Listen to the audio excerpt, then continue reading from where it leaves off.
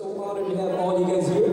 Quickly, we want to see how loud you guys are. So yes, we are cheating because we have the mic and the system, but we want to hear from you guys. So we just said Happy New Year in Hmong. Now we are going to say Happy New Year. So I'm going to say Happy Hmong. Right? I'm going to say Happy Hmong. You guys are going to say New Year. I'm going to say Happy Hmong. You guys are going to say New Year. We'll see who's louder. Are you guys ready? Let's do this. Let's have some fun. Ready? Happy Hmong. Happy Hmong. And one more time. Happy Hmong. That's really good. Let's give everybody a hand of applause. Everybody, shake ya. 上学的我就到在那这么做多，有好多事，我要读研究什么事，有叫录 program， 比如说第一天叫กรรมการ叫ไม่รู้ว่าชื่อเป็นเจ้าเนี่ยมั้งไอ้ท่านเจ้าเนี่ยชื่อหล่อยาตอนนี้หล่อจีเลยเนี่ยที่ป้าทำที่เรียนจะรู้ไม่ตัวก่อนนะไอ้ท่านเจ้าชื่อหล่อยาป้าทำรับรู้ก็หล่อสุดที่วันนี้นายเป็นเจ้าคณะว่าหน่วยคอมมิตี้ที่บอร์ดทรัสตี้จะเป็นเจ้าบอร์ดไวเซอร์ท่านเจ้านี่ที่ยา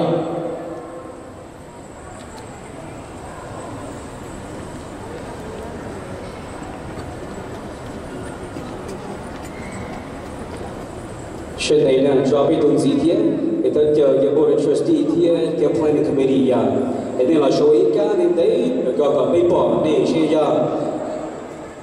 上个月，不同 Peter， 叫路买路个，个么路的去了个谈到被提前到必须的，这样的内路planning committee 天叫 board 呀，我叫个叫 floor 个呀，我这样子。我到阿拉亚本来做马里哈路亚，你找路几步天？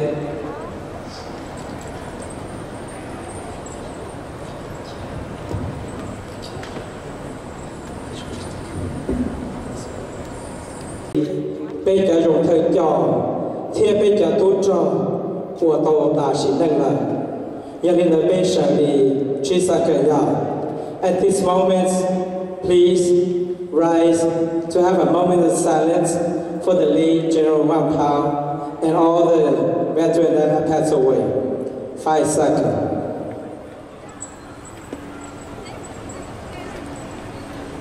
Thank you. You may be seated. 我叫李小涛。身兼的 United Hmong Family Board of Trustees ที่ Minnesota Hmong New Year Committee กูดักอุปนาคำการท้าเหยเจ้าเทียนใจตอนนี้โชว์เรื่องส่วนตัวกบเปลูกเจเปเจ้ามองมินิโซราโนเยียตัวสองอาภาโกชาจอภาโกยีก็คือแต่เกณฑ์เจเปเจ้ายาอียาปนตุบุกาเป้าวัดเยียยวัดเจเป็นมองยังอีจืบ้าลูกชื่อเหยนอนรอหมู่ชายเป็นมองสุกีเทียนละหมู่ชิตือลูป้าลูเต่าดาวเตาเกะบวป้าบวจัวเทียนตัวหมู่ชินชีเป็นกระชังกระเจก่อนมัวจะเกะละเจสองบ่อยาลินดาลูเจเป็นเจ้าหนอ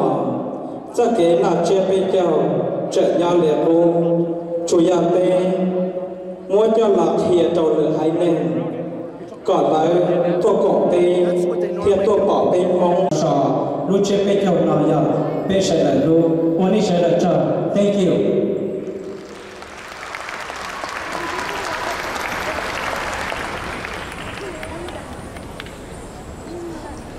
Welcome again, ladies and gentlemen, honored guests, dignitaries, friends, and family. We are very excited that the day has come for us to begin to celebrate a new year. And at this time, for those of you that could not join us this morning for the grand opening who are watching from home, we would like for you to also know who is in the audience, to recognize them and thank all of you for being here to welcome all these spectators to the Minnesota Hmong New Year. When I call your name, please rise so that we can acknowledge your participation and thank you. ยินดีต้อนรับทุกท่านที่มาจากทั่ว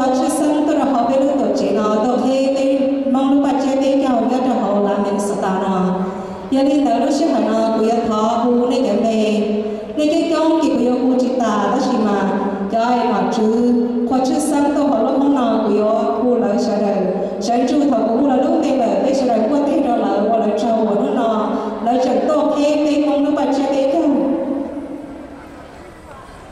The first person I will call is our Mayor of St. Paul, Mayor Christopher Coleman. Tôi nói giờ cái tiếng cao mời, nhưng mà họ đã rất trong St. Paul. Next is our newly elected mayor, Melvin Carter. Tôi nói giờ cái tiếng cao mời chia với những có sai tàu vào rồi, và họ đã luôn trong St. Paul.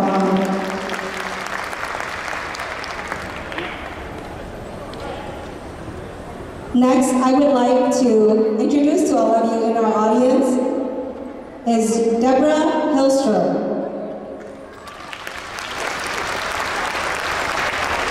Mary Kunish-Pudding, Ramsey County Sheriff Jack Surrier, and Sergeant Gao Cheng, State Senator Chris Eaton,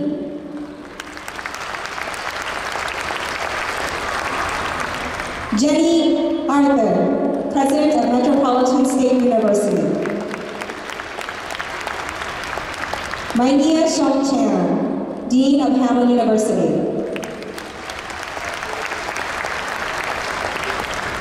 Dave Pinto, State Rep. Mayor Christopher Coleman from St. Paul. Please help me welcome Mayor Christopher.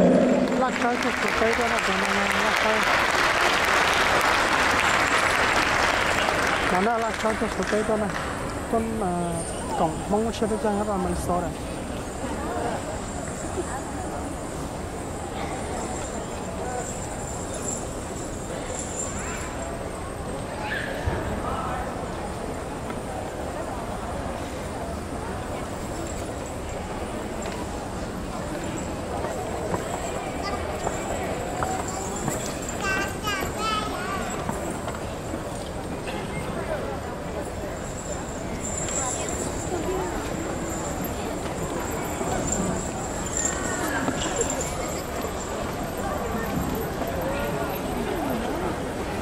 Melvin Jontia.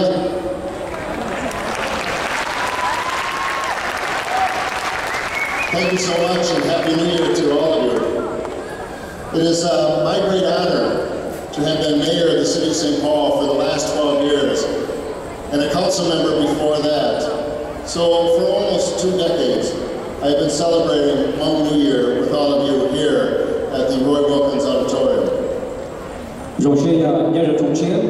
Cú mua lúc thực sự là dân trong hông của cô là một theo về trở lúc rõ sinh thọ là tàu cầu ao lúc xong gì đó có thể tờ cũng quy cái sự tham dự là giờ từ sai đầu lúc rõ là khi cái dùng xe của tàu yêu luôn này cầu lúc xong là đời cũng là một cho lúc rõ là cái một chỗ cơ.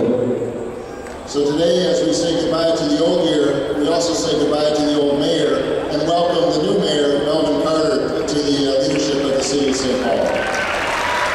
Gì đó họ sống nào lúc xong nào sau này cũng trong đổi kia là về từ các mình thì những lúc chia tận tuổi cũng dùng chia tỏ giải từ mayor chia của Melvin Carter. This is not just the New Year today, but this is the week that we celebrate Thanksgiving and all the blessings that have been bestowed upon us over the last year. Lúc nào chỉ bên nào chia sẻ ta chỉ lúc thì nào quy là lúc của bên nào Thanksgiving. We are so thankful for all the contributions that the Hmong community has made to the city of St. Paul and to the state of Minnesota.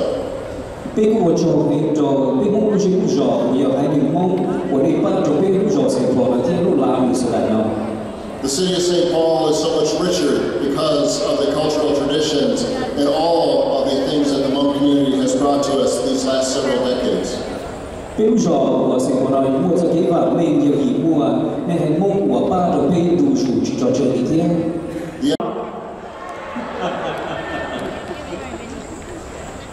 Happy New Year to everybody.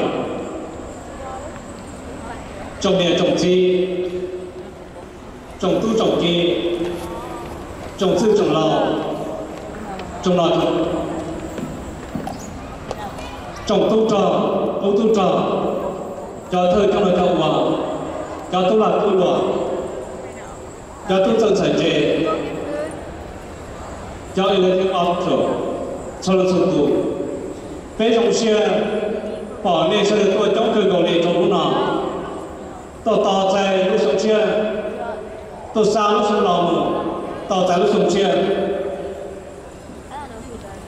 bây mỗi ý chỉ ngồi nào xe bây giờ ý sống ý rồi giờ bây giờ tôi gửi bên ngoài bây trong sự tụ tua bây tôi bỏ lúc đi lúc sống sao lúc trong lòng mù sáng của trái nhà trong cái thể cái chỉ trong đầu lúc sống lòng mù còn cái chỉ nó một chỉ bỏ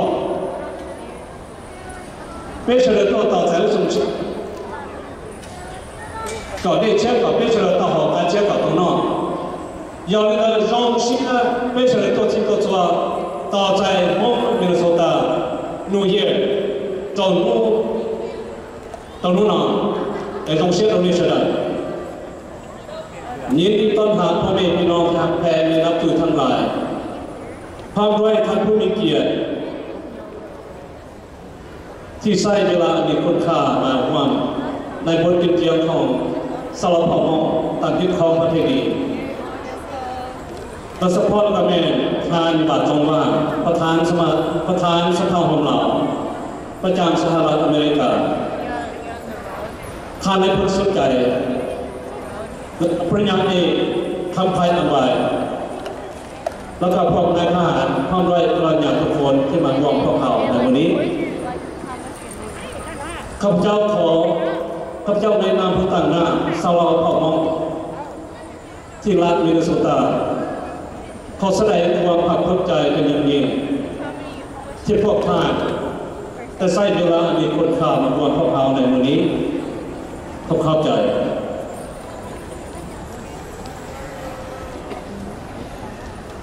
On behalf of the Hmong community,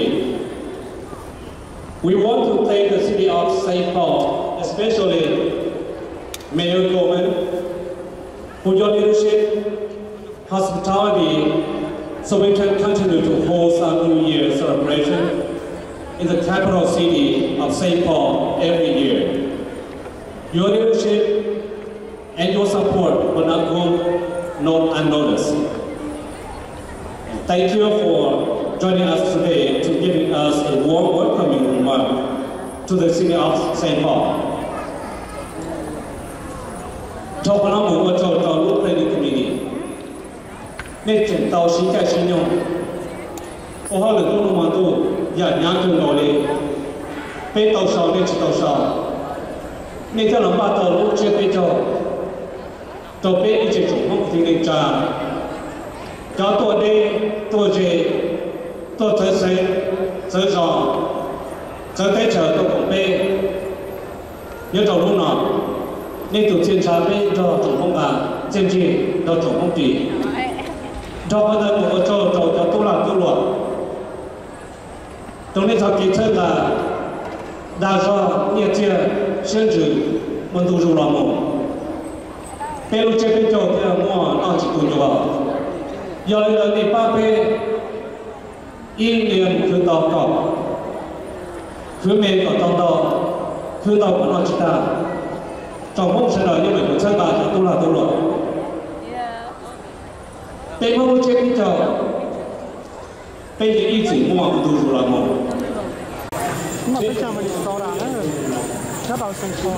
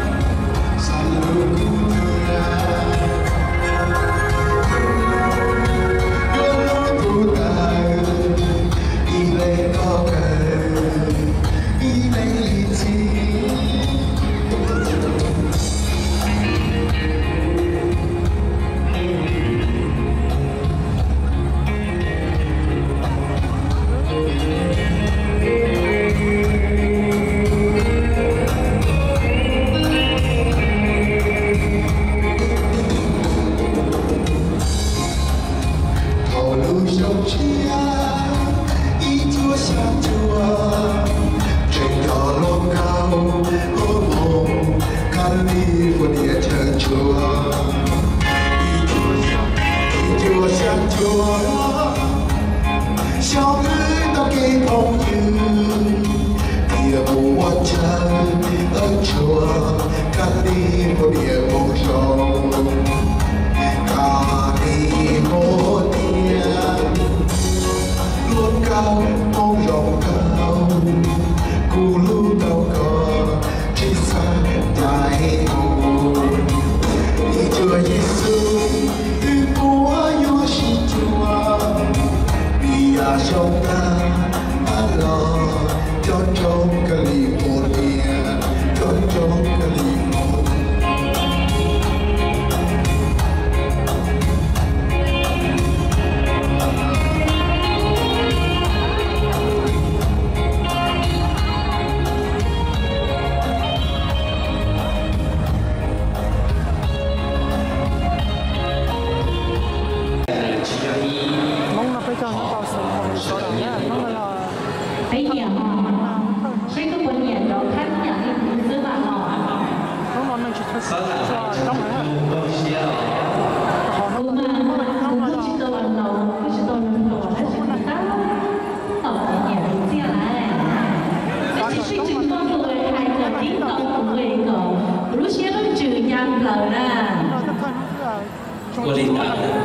Dân ta đang thả trời các hãy chắc tin xem em lòng nhỏ nên một tay dài to nhỏ từ tin lo tôm lý to nè